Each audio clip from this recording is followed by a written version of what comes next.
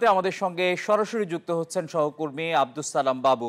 বাবু, সেমিনারের কি খবর আছে আপনার কাছে? নেতাকর্মীরা কি বলছেন?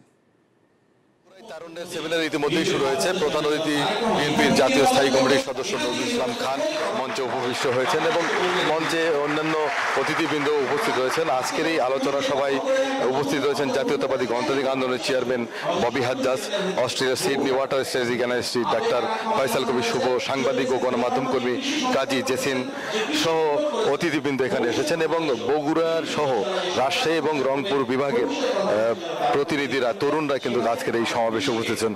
আমরা দেখতে পাচ্ছি রংপুর বিভাগীয় সাংগঠনিক সম্পাদক জনাব অধ্যক্ষ আসাদুল হাবিব তুলু, বিএনপি চেয়ারপারসন উপদেষ্টা অ্যাডভোকেট মাহবুবুর রহমান হেলালুজ্জামান তালুকদার লালু, সাবেক সংসদ সদস্য আলহাজ মোশাররফ হোসেন যিনি জেলা বিএনপির ভারপ্রাপ্ত সাধারণ সম্পাদক, সাবেক সংসদ সদস্য আলহাজ কাজী রফিকুল ইসলাম, বিএনপির জাতীয় নির্বাহী কমিটির সদস্য আলী আসগর তালুকদার হেনা, বিএনপির জাতীয় নির্বাহী কমিটির সদস্য ভিপি সাইফুল ইসলাম, সাবেক সংসদ সদস্য জিএম সিরাজ, জেলা বিএনপি সভাপতি রেজাউল করিম বাদশাহ, যুবদল ছাত্র দলের নেতৃবৃন্দ, বিএনপির কেন্দ্রীয় নির্বাহী কমিটির প্রধান সম্পাদক সুলতান সালাউদ্দিন টুকু, বিএনপির রাজশাহী বিভাগীয় সহসাংগঠনিক সম্পাদক ওবায়দুর রহমান চন্দন সহ যুবদলের নেতৃবৃন্দ, স্বেচ্ছাসেবক দলের কেন্দ্রীয় নেতৃবৃন্দ, ছাত্র দলের নেতৃবৃন্দ আজকের এই সেমিনারে অংশগ্রহণ করেছেন।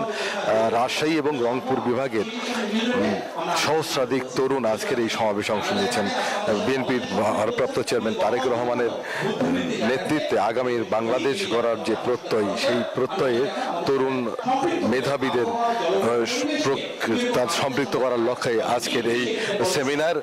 তারেক রহমানের সহ বিএনপির যে 31 দফা রয়েছে, সেই 31 দফা রূপরেখা বাস্তবায়নে তরুণ সমাজকে এই প্রক্রিয়ায় সম্পৃক্ত করার লক্ষ্যে এই সেমিনার শুরু হয়েছে।